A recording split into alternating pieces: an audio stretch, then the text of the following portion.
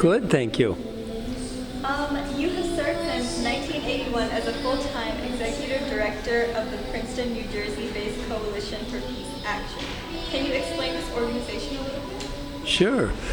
We were created 43 years ago, and it came out of the faith community in the Princeton area as a concern about the escalating nuclear arms race, which was obviously a very major threat to humanity and to our continued survival.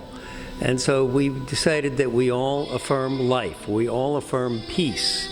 And so the main way that we had to try to protect humanity from this great danger of nuclear weapons destruction, a nuclear holocaust, was to move toward reversing and eventually abolishing nuclear weapons.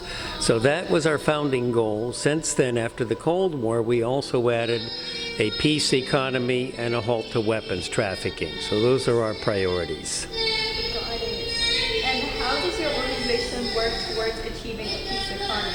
What are some of the key strategies that you report? Yes, well there we try to move toward reducing spending on, especially on nuclear weapons, but on all military things, and we have a diplomacy not war campaign. So we're trying to prevent all of these wars that keep breaking out by having a very strong proactive diplomacy. And that has to be participated in by all of the countries together trying to prevent war. And so if we can do that, then we save a huge amount of money that had been going to military spending could instead go to meet unmet human needs. So that's our goal. It's a very hard goal to achieve, but we're working on it. And I think you're doing a very good job. Thank you. You have spent a lot of time in your life advocating for peace as a leader in the U.S. peace movement. How can individuals contribute to peace in their own communities or on a global scale? Well, that's a very good question, because I do think that the most powerful thing to do is to get involved in your local area, in your local community.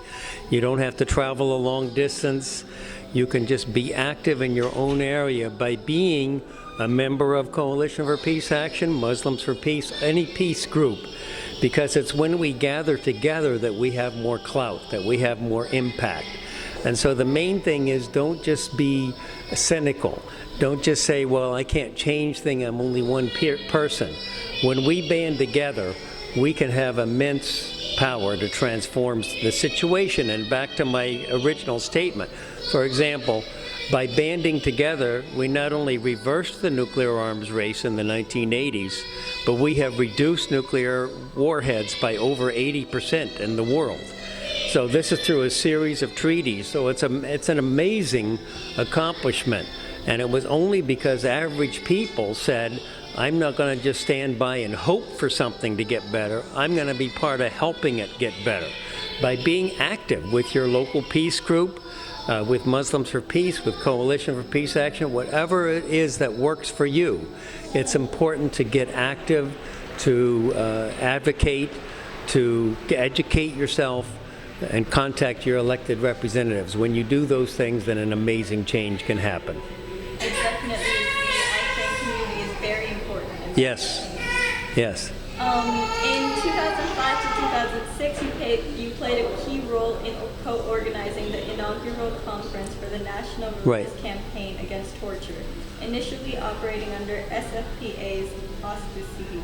Right. This effort later evolved into a prominent national interfaith organization. Did you ever predict this outcome? No, I had no idea. I knew that we had a founding conference at Princeton Theological Seminary and that people from many different faith groups came to participate in that. But what had happened is there were shameful things happening, especially during the Iraq War. And among those was the torture of prisoners, the torture of people who were being held by the United States.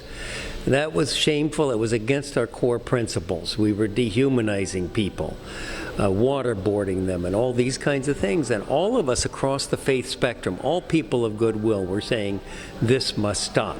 And so it continues to this day. I'm still on its board, even though it's no longer under our umbrella.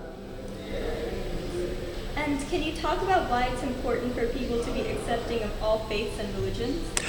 That's a core principle. I agree, and that's one of the things I love about Muslims for Peace. From our very start, we were working on a multi-faith basis. Originally, it was mostly Christians and Jews, but now we have Muslims and Hindus and Buddhists and all Baha'is. We have all the different faith groups working together. And when we harness that moral power and authority, the spiritual power, really, of all of the groups working together, then amazing things can happen. I really believe, I remember there was a nun who was participating in our multi-faith service for peace each year at Princeton University Chapel, each fall.